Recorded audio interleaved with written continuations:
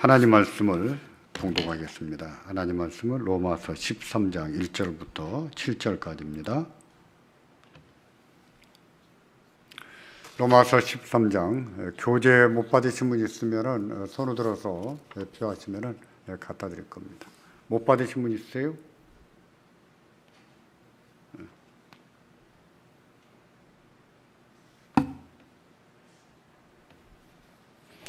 로마서 13장 1절부터 7절까지 교독하겠습니다. 제가 먼저 한 절 받들겠습니다. 각 사람은 위에 있는 권세들에게 굴복하라. 권세는 하나님께로 나지 않음이 없나니 모든 권세는 다 하나님의 정하신 바라.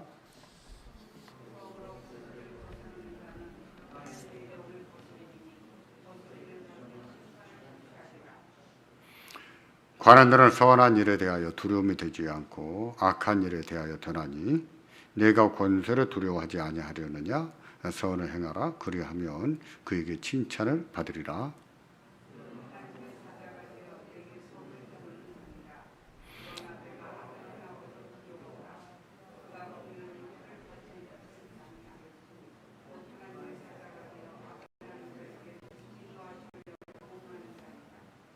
그러므로 굴복하지 아니할 수 없으니 너로 인하여만 할 것이 아니요 또한 양심을 인하여 할 것이라.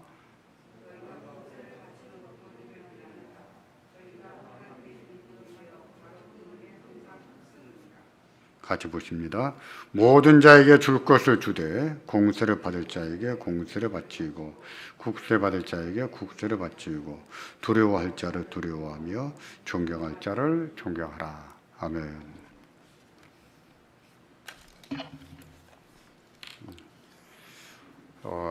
웨스트민스터 신화고백서 오늘 제23장 국가유정자에 대해서 배우겠습니다. 우리가 웨스트민스터 신화고백서, 하이델베르그 요리문답 이런 것을 배우는 것은 우리 교단이 또 우리 교회가 우리 신앙의 표준 문서로 받고 있기 때문입니다. 표준 문서, 그 말은 무엇인고 하니 교회가 교파들이 많이 있잖아요. 교파들마다 강조 주장하는 바가 다 다르잖아요. 그러니까 도대체 누가 옳은 것입니까? 참 이게 혼란스러운 거예요. 게다가 지금도 뭐 그런 경향이 없지 않습니다. 근데 한국 교회는 성경 해석을 하면서 영해를 주로 많이 했어요. 영해는 뭐냐면 목사가 성경이 있다 거기다가 의미를 붙이면 그게 다 성경의 의미가 돼버리는 거예요. 이런 것이 영해입니다. 그러다 보니까 교회가 혼란을 참 많이 겪죠. 하나님 말씀이 귀에 걸면 귀걸이가 되고 코에 걸면 코걸이가 되는. 그래서 도대체 누가 맞는 거야? 혼란스러움을 겪게 됩니다. 자, 이런 가운데서 우리의 믿음의 길이 뭐냐, 어떻게 믿는 것이 바르게 믿는 것이냐 하는 것을 성경에서 이렇게 교리를 유출해서, 그것을 교의라고 하는데 그것을 가르치고 또 그렇게 함으로써 우리의 신앙을 혼란에 빠지지 않게 하고 우리 믿는 바가 무엇인지 바로 알게 하고 또 이단 사설이나 이런 문제에 대해서도 적절하게 잘 대응해 나갈 수 있도록 해주는 것입니다. 예전에는 오래전에 저희가 어렸을 때는 교회에서 교리를 잘 가르쳤습니다. 근데 80년대, 90년대 지나오면서 한국 교회가 교리에 대한 거부감이 많았습니다. 재미가 없거든요. 그러니까 안 가르치고 안 배우는. 이게 문제예요.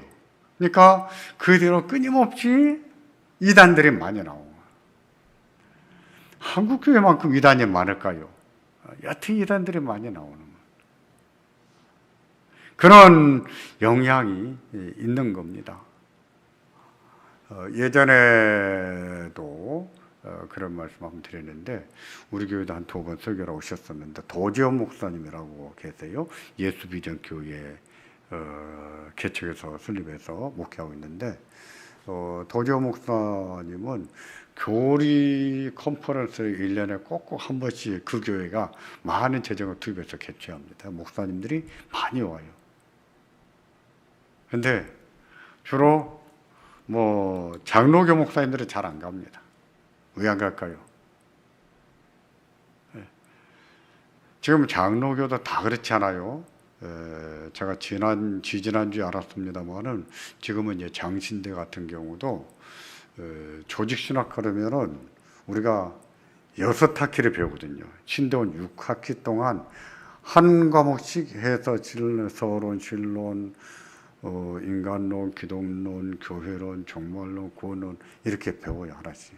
근데 그걸 선택 과목으로 해서 배울 사람 배우고 안 배울 사람 안 배운다고요. 장로교도 이제 그렇게 돼가는 교파들이 생겨나고 있습니다만, 기본적으로 장로교의 경우는 조직신학을 이렇게 탄탄하게 체계적으로 가르칩니다. 그러다 보니까 장로교 목사님들은 별로 안 오고 어떤 특정 교단의 목사님들이 많이 온다고 해요. 왜 그럴까요? 교리를 조직신학을 안 배우기 때문에. 그러니까 혼란스럽죠. 혼란스럽고. 여러분도 이 교리 재미없는 거 이렇게 생각하면 안 돼요. 이것이 우리 신앙의 뼈대일 뿐만 아니라 이단을 분별할 때 분별할 수 있는 기준이 무엇일까요? 흔히 성경이 이렇게 말합니다. 아니에요. 신천지가 제일 강조하는 게 뭔 줄 압니까? 성경이에요. 성경입니다. 유영건 목사님 책에도 보면은 신천지에 묻고 답하다 이런 책이 있는데 보면은 신천지가 제일 강조하는 거예요. 성경. 근데 성경 부자했을 때 우리 식으로 보는 게 아니라 자기들 식으로 봐. 그런 것에 대해서 분별력을 키워주는 것이 무엇이라고요? 교리입니다. 그래서 요리문답을 배우는 게 그래서 중요한 거예요. 오늘은 국가의정자 문제를 우리가 배우겠습니다. 모든 권세, 모든 의정자, 그가 왕이 됐던, 그가 대통령이 됐던, 수상이 됐던 누가 세울까요? 하나님이 세우십니다. 인정하셔야 돼요. 성경에 그렇게 말씀하잖아요. 그래서 여러분 유인물에 보세요. 온 세상의 최고의 주요 왕이신 하나님께서 누구를 세웠다고요? 의정자들을 세우셨다. 그 대통령이 또는 그 왕이 내 마음에 안 들을 수 있어요. 나하고 생각이 다를 수 있어요. 나하고 달라서 하나님이 안 세운 것이 아니에요. 나하고 달라도 하나님이 세우신 겁니다. 그렇게 말할 수 있는 근거가 무엇일까요? 우리가 방금 읽은 로마서 13장 1절부터 7절까지 말하고 있습니다. 모든 권세는, 모든 형태의 권세는 다 누구의 정하신 바예요? 하나님의 정하신 바라고 합니다. 즉, 세속 권세는, 이 세상의 모든 권세는 그 말이에요. 피지배자의 동의, 다수의 의견, 사이의 계약이 아니라 하나님의 뜻으로 행사된다. 이 말은 이런 뜻은 아니에요. 국민들이 정함으로 왕을 세운다, 대통령 세운다. 그걸 부정하는 말이 아니에요. 이 말은 뭐냐면은 국민들이 투표를 해서 대통령 뽑을지라도 그 대통령을 누가 세우신 거예요? 하나님이 세우신 겁니다. 하나님이 세우신 줄 믿어야 돼요. 마찬가지 교회에서 우리가 장로님, 권사님 뽑을 때 투표하잖아요. 투표할 때 난 당신 안 뽑았는데 당신 아니야. 당신 권사 아니야. 내가 당신 안 뽑았어. 말이 됩니까? 안 됩니까? 말도 안 되는 소리지요. 나는 저 사람한테 투표표를 안 줬을지라도 내 의견과 달리 저 사람이 장로가 되고 권사가 되고 집사 됐다면 누가 세우신 거예요? 하나님이 세우신 걸로 믿어야 돼요. 마찬가지입니다. 세상 정부의 대통령도 마찬가지예요. 내가 지지하지 않은 사람, 나는 해서 표를 안 찍었는데 그게 나한테는 대통령 아니야. 이렇게 말하는 것은 어불성설이에요. 따라서 그리스도인은 거주하는 나라의 정부를 합법적으로, 여기서 합법적이라는 말은 하나님 앞에서 하나님이 세우셨다, 그런 뜻이에요. 합법적으로 여기고 그 위정자들에게 뭐 해야 된다? 순복해야 된다, 복종해야 된다.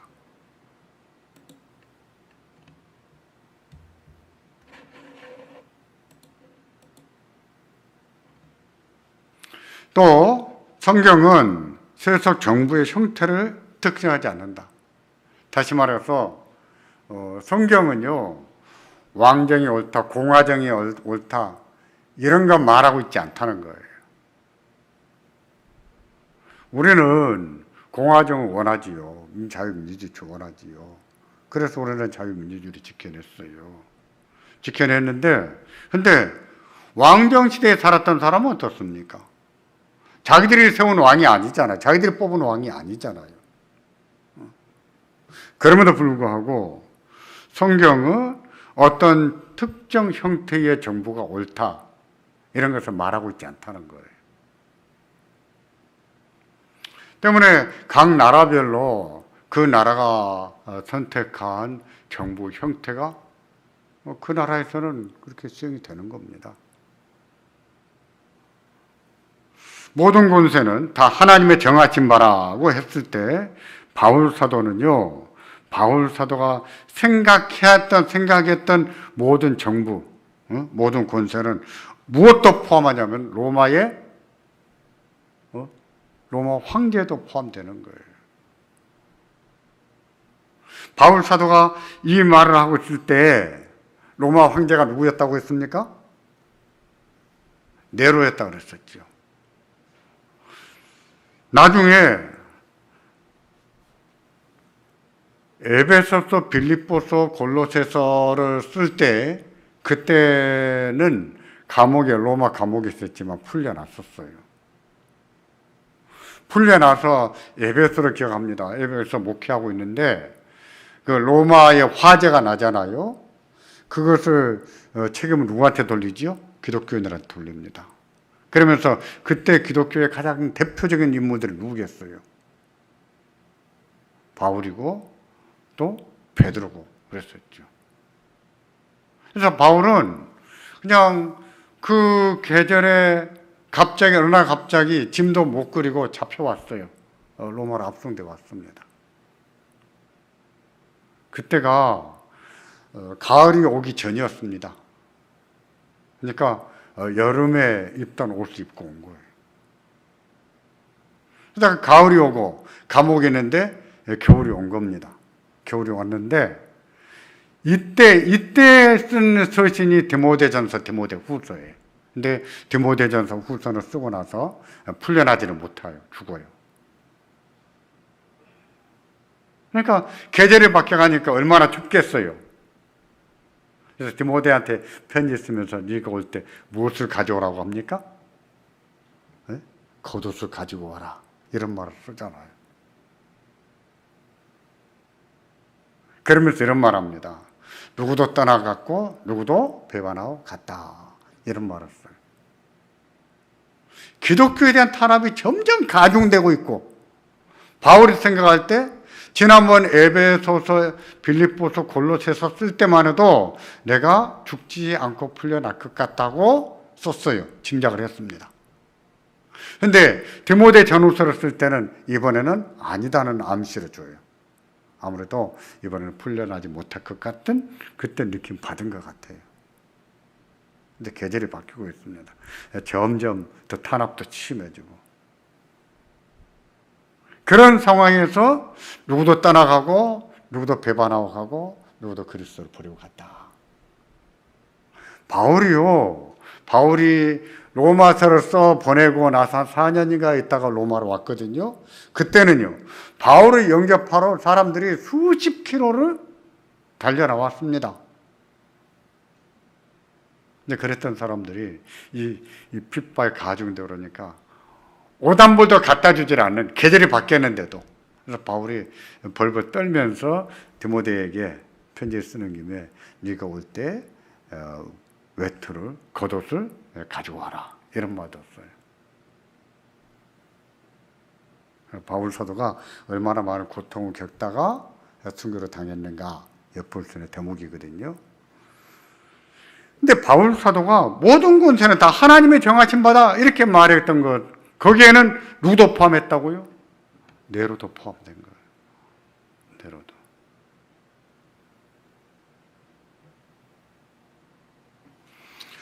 우리가 이런 사실을 보면서도 오늘 자유민주주의 국가를 살면서 우리는 정부가 내 마음에 들 수도 있고 안 들 수도 있죠. 그렇다고 해서 하나님이 안 세우셨다 이러면 되겠어요?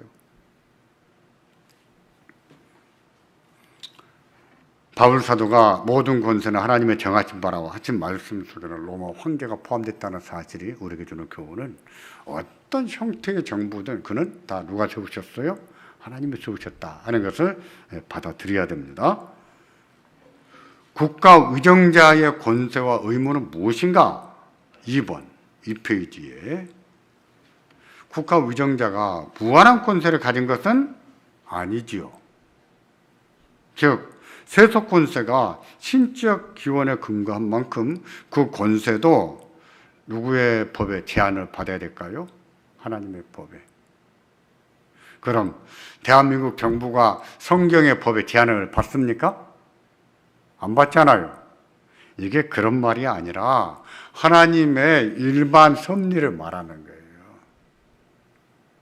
세상의 모든 정부는 우리 성경 말씀에 다 지배를 받아야 된다. 그런 뜻이 아니에요. 다시 말해서 모든 의정자는 그 국민들에게 악을 행해서는 안 된다고 하는 일반적인 의미지요. 두 번째로 국가 의정자는 어디까지나 선을 이루기 위한 하나님의 사자다.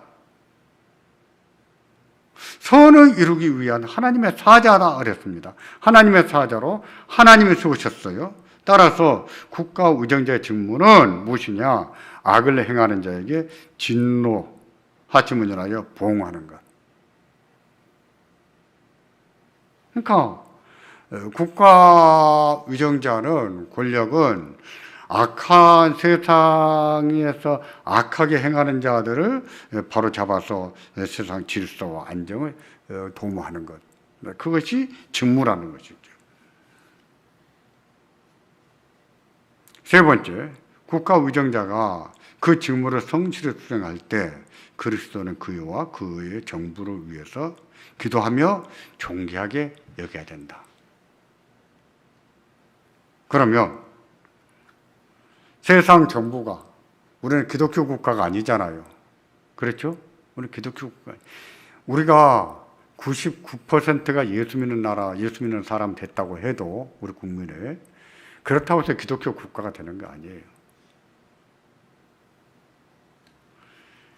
근데 국가 정부가 하나님의 법에 항상 이렇게 하나님 말씀과 딱 이렇게 맞게 맞는 그런 정권이 세워줄 수 있을까요? 예를 들면 문재인 대통령이 하나님 말씀에 딱 맞게 정치할 수 있을까요? 박근혜 대통령이 하나님 말씀에 딱 맞게 정치했을까요? 이명박 대통령은 장로였습니다. 장로로서 하나님 말씀에 딱 맞게 정치했을까요? 못해요. 인간은 못해요. 절대 못해요. 심지어 중세의 기독교 국가라도 못했어요.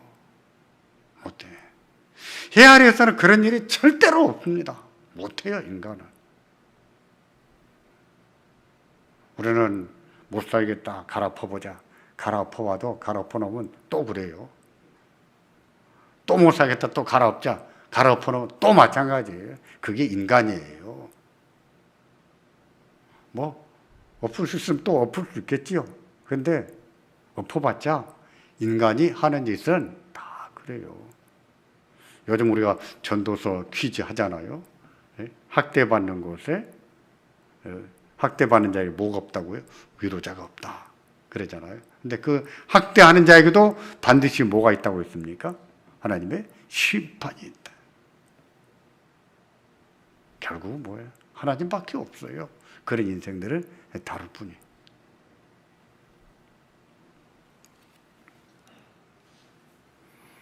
그 밑에 네 번째, 국가의정자가 그 직무에 반할 때는 그에 항거하는 것이 그리스도인의 의무이다.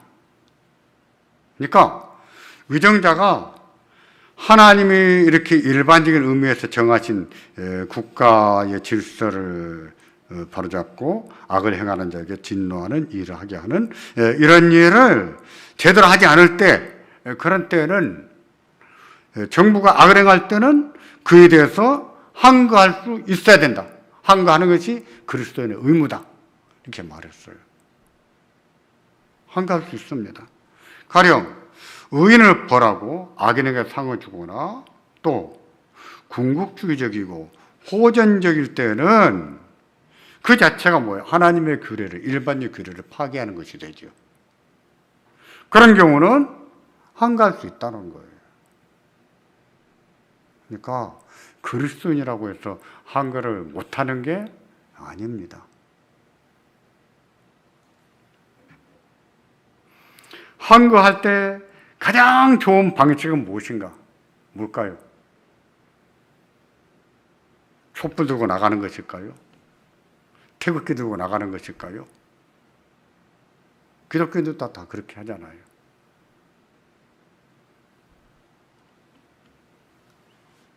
보시죠. 역사적으로 보면은 어떤 시대는 교회가 군사 무장도 했습니다.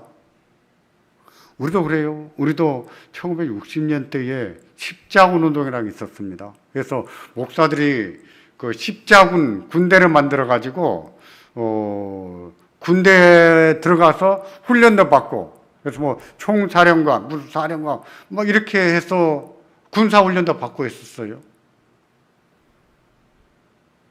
그런 것이 뭐 다 신학적으로 무지한 것이죠. 실제로 그게 아니더라도 종교개혁 당시에 과격한 사람들은 하나님 나라를 세우자 해가지고 군사 무장을 해서 막 쿠데타 하듯이 이렇게 한 사람들도 있었습니다.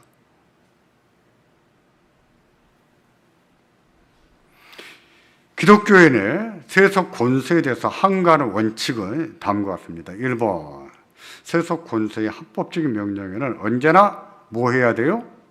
순종해야 됩니다. 너는 저희로 하여금 정사와 권세 잡은 자들에게 복종하며, 디모데전서 3장 1절에 보면 순종하며 모든 선한 일을 행하기 예비하게 된다, 이렇게 말해요. 그러니까 세속 권세가 아무리 내가 원하지 않는 정권일지라도 합법적인 명령을 할 때는 그건 다 순종해야 돼요. 기독교인들도. 두 번째로, 하나님께 순종하는 것과 사람에게 순종하는 것 사이에 충돌이 있을 때는 누구한테 더 순종해야 될까요? 하나님께, 사람보다 하나님께 순종함이 더 옳습니다. 사도들도 항상 그런 원칙 가지고 살았어요.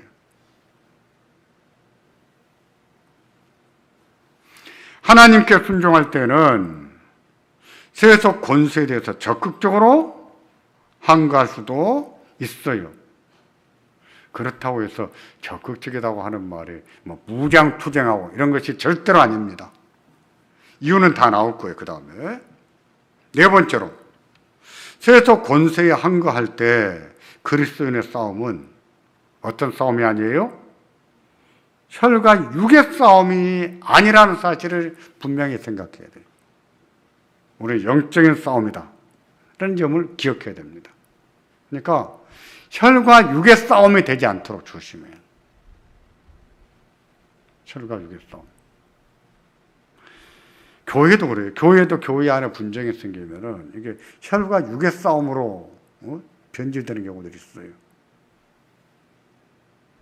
그래서 뭐 팔을 나눠가지고 너희는 9시 예배라, 우리 11시 예배한다, 파별로 예배한다든지, 너희 9시 예배한다고 우리도 9시 한다. 뭐 이쪽에서 기도하면 저쪽에서 찬송 불러버린다더니 이게 교회가 할 짓입니까? 한국교회가 그런 짓을 많이 했습니다. 목사가 설교하면 반대파에서는 막 찬송가 불러버리고 이게 교회가 할 짓이에요. 생각해 보세요. 미쳤어요, 미쳐. 제정신이 아니에요, 그거는.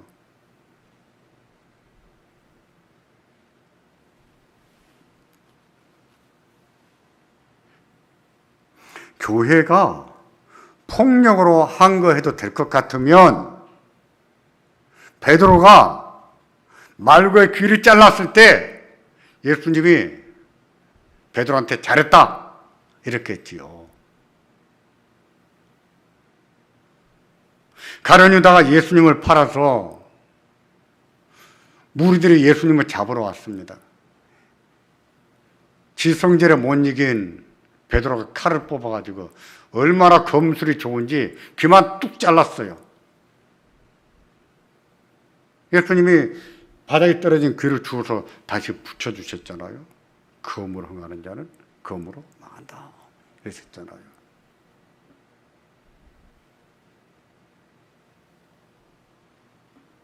예수님께서 빌라도 앞에서도 내 나라는 이 세상에 속하지 않았다 그러셨잖아요.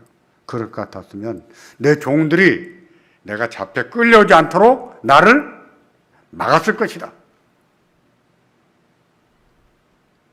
그러지 않았기 때문에 이 세상에 속하지 않았기 때문에 예수님도 굳이 그들이 그렇게 하는 것을 막지 않으셨다는 거예요. 내가 베드로에게 하신 말씀이에요. 내가 하나님께 말씀드려서 1만 명이 되는 천사를 동원할 수 없는 줄로 아느냐? 이렇게 말했어요. 천사를 동원해서 확 쓸어버릴 수 있지. 왜 예수님이 쓸어버리지 못하시겠어요? 그러면도 안 하셨다고요. 왜 안 하셨어요? 주의 나라를 이 세상에 속하지 않았기 때문에. 우리의 싸움은 혈과 육의 싸움이 아니기 때문에. 종교개혁 시대에 여러분 정말 많이 죽었습니다. 많이 죽었어요. 정말 이래도 되나 싶을 정도로 개신교, 이 기독교와 천주교는 화해가 될 수가 없어요. 그만큼 많이 죽었어요, 개신교가. 엄청나게 죽었습니다. 이게 대한민국에서 일어나지 않고 유럽에서 일어난 일이라 그렇지 종교전쟁이었어요. 종교전쟁. 무지하게 죽었습니다. 프랑스에서는요. 프랑스의 기독교인들, 개신교 교인들이지요. 그들은요. 몰살을 당했어요. 야, 우리 화해하자. 그래서 개신교도 다 자유다. 그래서 화해하듯이. 함정이었어요. 그래놓고 개신교인들이 모이니까 싹 다 죽여버렸습니다. 몰살을 당해요.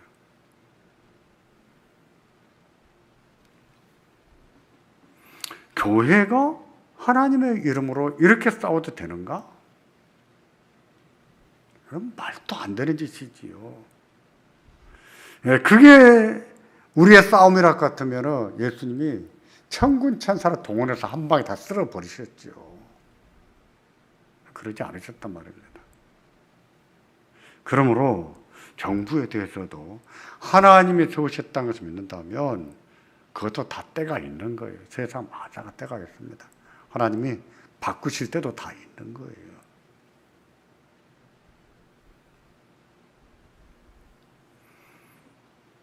지금 이제 우리가 좀 문제가 되고 있는 게 뭐가 있냐면 차별금지법이라는 게 있습니다.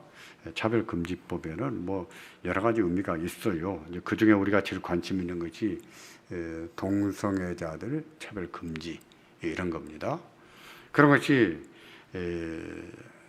제가 김지학 집사에게 어제 문의를 했어요. 현재 어떻게 진행되고 있는가, 그리고 그 내용이 정확한 내용이 뭔가 좀 물어봤는데 김지학 집사도 쭉 다 조사해보고 얘기해 줬어요.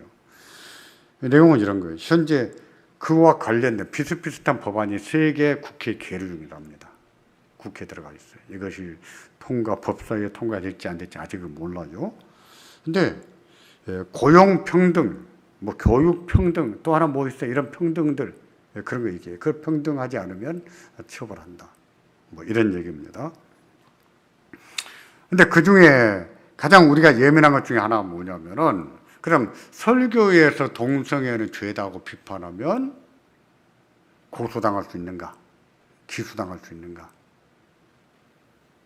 현재 이렇게 법안 올려놓은 것을 볼 때는 그럴 소지는 보이지 않는다 그래요. 그건 아닐 것 같다 그래요. 근데 법이 굉장히 애매모호하답니다.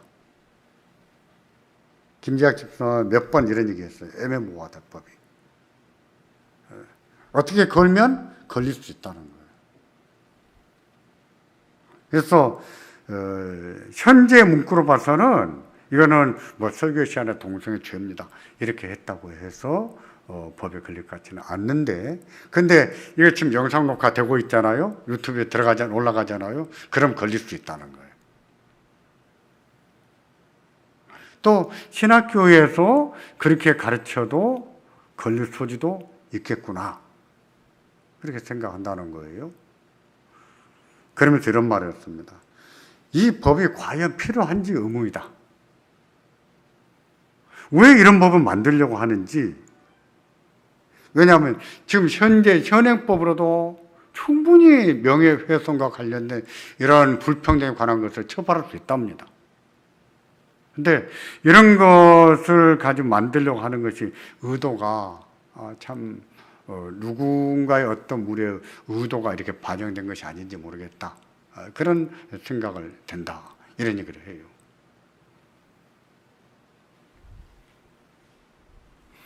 미국의 경우는 그렇습니다. 미국의 경우는 설교 시간에 동성애를 비판하면 고소당합니다. 근데 고소를 당하든 안 당하든, 제가 이런 얘기해서 그런 말을 들은 동성애자가 저를 고소했어요. 명예훼손 1억. 그런 고소를 2-3번 받고 나면 제가 그다음부터 그런 설교 할까요, 안 할까요? 하겠습니까, 안 하겠습니까? 안 하게 되죠. 그러니까 김재학 집사 걱정하는 그런 거더라고. 그렇게 함으로 인해서 자기 검열하게 만들지 않을까,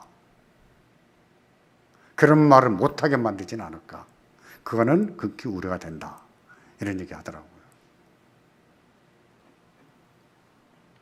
종교개혁 시대에 그렇게 엄청나게 사람들이 핍박을 당했지만 종교개혁가들은요, 어떻게 투쟁했냐면은 주로 책을 썼습니다. 종교개혁을 반대하는 왕한테 책을 써가지고 헌정사를 썼어요. 아무개 왕이 참 존경하나이다, 그러면서 내가 이 책을 읽어보시고, 이런 책을 썼으니 읽어보시고 우리가 추구하는 바가 무엇인지 잘 이해하기를 바랍니다. 그러면서 헌책을 써가지고 투쟁하는 방식으로 했었습니다. 그래서 종교개혁 시대에는요, 목사님들이 책을 많이 냈다고 그래요. 한 달 전에 조병수 교수님이 저보고 그랬습니다. 한국의 제2의 종교개혁이 일어나겠는가? 안 일어날 것이다. 왜 안 일어나는가? 첫 번째, 목사들이 책을 안 낸다. 종교개혁 시대하고 비교를 해보면 목사들이 엄청나게 많은 책을 내서 우리의 입장을 이렇게 자꾸 피력했다는 거예요. 왕에게 헌정사를 주고 자기 지역의 자손의 선제우들한테 이렇게 헌정사를 써서, 그래서 우리가 개혁하려고 하는 것이 뭔가, 우리는 결코 왕정을 엎어버리기 위해서 한 것이 아니다 하는 것도 다 이렇게 얘기를 했다는 거예요. 뭐가 옳은지 잘 읽어보시고 분별하기 바랍니다. 그랬었다는 거예요. 맞습니다. 제가 작년에도 한번 그런 말씀 드린 적이 있는 걸로 기억하는데, 개혁가들은 문서를 통해서 또는 설교를 통해서 우리의 믿는 말에 피력했어요.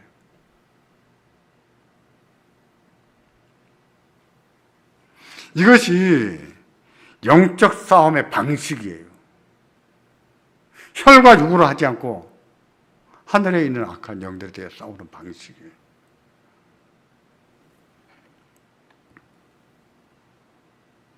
아마 이런 얘기 들어봤을 것입니다. 중세 시대는 황제도 누가 임명했습니까? 교황이 임명하고 그랬었어요. 그래서 교황권하고 황제하고 이렇게 많이 싸웠습니다. 카노사의 굴욕 같은 경우, 그런 경우는 교황이 황제를 폐위시켜 버리니까 나중에 그 눈길에 맨발로 걸어와서 무릎 꿇고 빌었다고 하잖아요. 그러는 것처럼.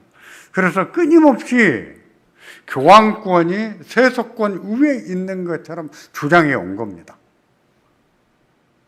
그래서 만일에 왕이나 황제가 교황의 말을 안 들으면 저건 이교도다, 이단이다 하면서 파문을 시켜버린 거예요. 그 시대에는요, 이단만큼 무서운 게 없었어요. 교회가 파문시키는 것, 여기서 말하는 교회는 교황청을 말합니다. 파문시키는 것만큼 무서운 게 없었습니다. 누가 감히 이렇게 함부로 이렇게 대하겠습니까? 그럼에도 불구하고 인문주의 운동이 일어나면서 종교 개혁이 일어나게 됩니다. 사람들이 점점 깨어난 것이죠. 그래서 중세에서 벗어날 수 있는 중요한 계기가 된 것이죠.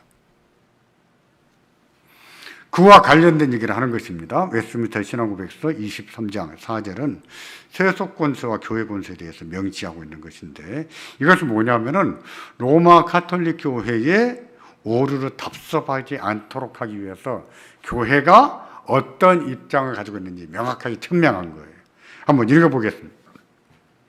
위정자들을 위해서 기도하고 그들의 인격을 존중하며 조세와 그 밖의 공과금들을 바치고 그들의 적법한 명령에 복종하고 양심을 위해 그들의 고난에 복종하는 것은 국민의 의무이다. 근데 세금이 너무 많이 내서 불만이다. 그럼 다음 투표 때 바꿔요. 그리고 한 가지, 여러분들이 복지를 좋아하면 세금 많이 내게 돼 있어요. 혜택 보는 것만큼 세금 내야 되는 거예요. 건강보험료 많이 안 내면서 의료보험 혜택 많이 보는 분들은요, 부자들한테 감사해야 돼요. 부자들 덕분에 그 의료보험 혜택 많이 보고 사는 겁니다. 그 의료보험 얼마 안 내도. 그러니까 부자라고 해서 미워하면 안 돼요. 그들 덕도 많이 보고 사는 거예요. 이런 게요, 다 일장일단 있는 거예요. 우선 뭐 정부에서 25만 원 준다니까 좋습니까? 나중에 누가 갚을 거예요? 우리 후손들, 민영이, 얘들 다 갚아야 돼, 다. 우리가 갚는 게 아니고. 그러니까 받아 먹는다고 좋아할 게 아니에요, 다. 복지라는 게 그런 거예요. 돈 안 들어갈 수가 없는 거예요. 서구의 복지요, 세금을 얼마나 내느냐. 벨기에 같은 경우 최하 45% 내요. 그래야 복지가 가능합니다. 뭐 고등학교까지 무상복지, 대학교 무상복지, 누가 돈을 내서요? 하고 싶으면 세금 내시던가, 세금 안 내면서 하고 싶어요? 그건 도둑놈의 심보예요. 그거는 안 됩니다. 그거는 둘 중에 하나 내야 돼. 또 이런 내용이 있습니다. 신앙생활을 하지 않거나 신봉하는 종교가 다르다고 해서 그 위정자의 정당하고 적법한 권위를 인정하지 않으면 될까요? 안 될까요? 안 돼요. 그가 불신자라도 이교도라도 그가 정당하게 적법하게 권위를 행사할 때는 그 권위를 어떻게 해야 됩니까? 불교 신자라도 우리는 존중하고 인정해야 돼요. 대한민국은요, 다종교 국가예요. 다종교 국가입니다. 어쩔 수 없어요. 불교 신자가 대통령 될 수 있어요. 기독교 신자가 대통령 될 수 있고요. 그것 자체를 부정하면 대한민국 떠나야 돼요. 그런 것 가지고 자꾸 이상한 유튜브 만들어내고 이상한 말 만들어내고 이렇게 하는 것을 자꾸 혼란을 조장하는 겁니다. 지금도 보세요. 백신 안 맞는 사람들이 이렇게 들어보면 하여튼 유튜브에 거짓말을 참 많이 듣고 배웠더라고요. 뭐 백신 맞으면 거기 안에 666이 들어가 버린다. 짐승의 표가 들어간다. 백신 맞으면 2년 후에 죽는다. 백신 맞으면 지옥 간다. 아니, 어떻게 그런 말이 넘어갑니까? 참 무지해요, 무지해. 그런데 마찬가지 이런 것도.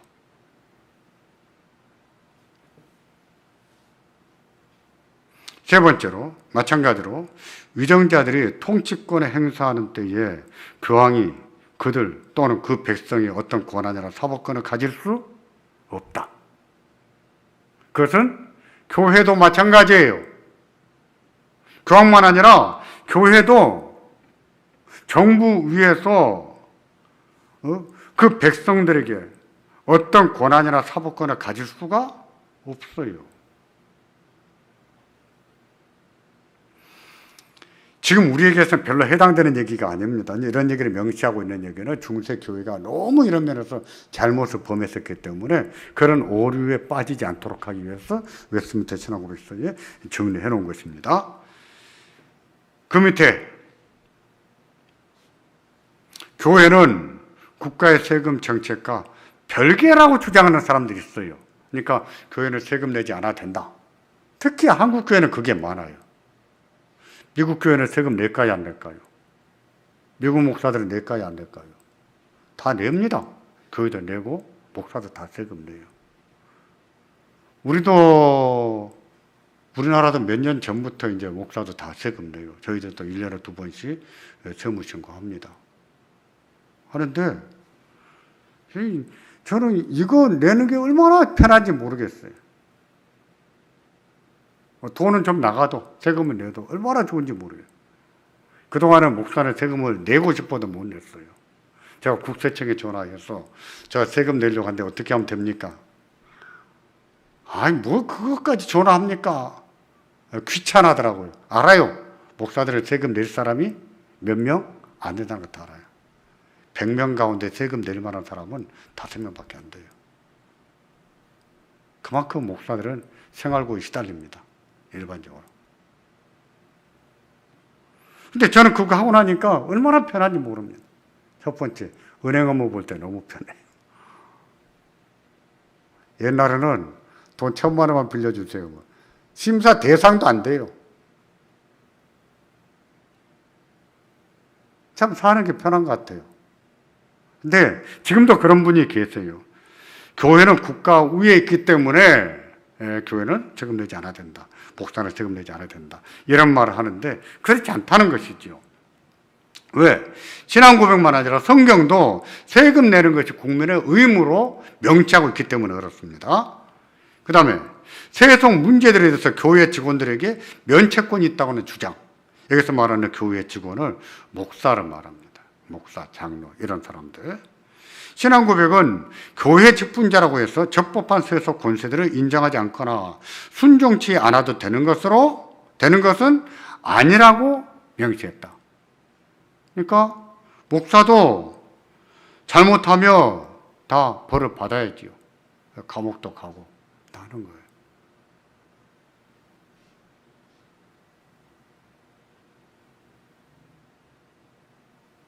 근데 이런 거 안 하고 자꾸 꼼수 부리니까 교회는 기본적으로 이런 것을 꼼수로 부려서 가면 못 가게 하는 방법이 없습니다. 다 가야 돼요. 근데 천주교는 좀 그런 게 있어요. 발령을 내버린다든지 이런 식으로 해서 하기도 합니다. 세 번째, 교황이 세속 권세를 소유한다는 주장. 앞에 것과 연관된 것인데 교황이 자기 권세를 주장할 때는 언제나 세상 통치자들을 뭐로 몰았어요? 이단으로 몰거나 또는 불순종했다는 이유로 뭘 했을까요? 파문. 그때는요 다 뭐 영국이고 스페인이고 프랑스고 뭐 벨기에 이런 나라는 지금도 뭐 카톨릭 국가지만은 다 기독교 국가였어요. 근데 교황이 파문해버려요? 파문은 너희는 더 이상 신자가 아니다.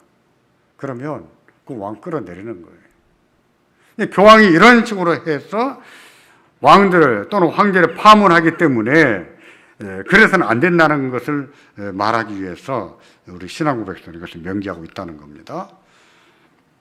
그런 이유로 파문하며 그 백성들에게 충성의 서약을 면제시키고 폐위시켰다. 성경은 그런 행위가 성도를 뭐하게 한다고요?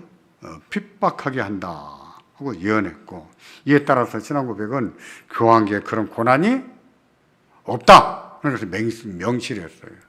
그러면 교황에게는 그런 것이 없다 해놓고 이제 와서 교회가 그런 짓을 하면 되겠어요? 목사가 그런 짓을 하면 되겠어요?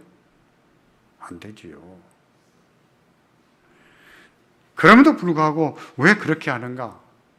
저는 크게 두 가지 이유로 봅니다. 개인적인 견해예요.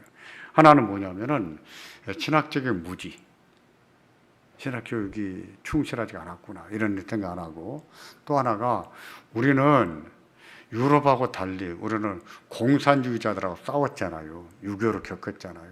그래서 반공 이념하고 신앙하고 이렇게 짬뽕이 돼버린 것 같아. 우리는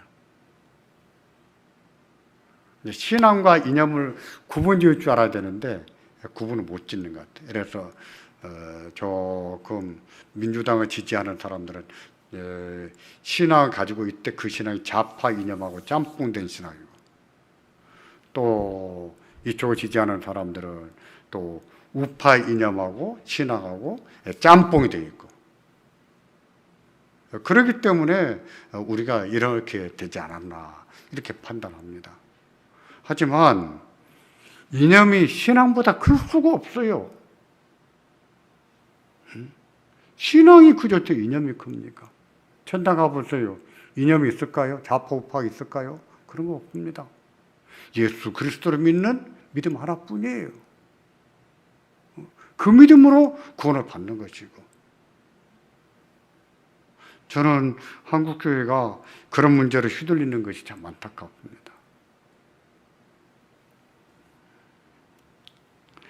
모든 권세는 하나님으로부터 나온다는 사실은 의심의 여지가 없습니다. 더군다나 바울 사도가 이렇게 말했을 때는 로마 황제, 그것도 네로의 핍박을 받으면서 핍박받는 것을 보면서 겪으면서 쓴 글이거든요. 아무리 우리들을 핍박하지만 그렇다고 해서 하나님이 안 세우셨다 이렇게 말할 수가 없었던 것이죠.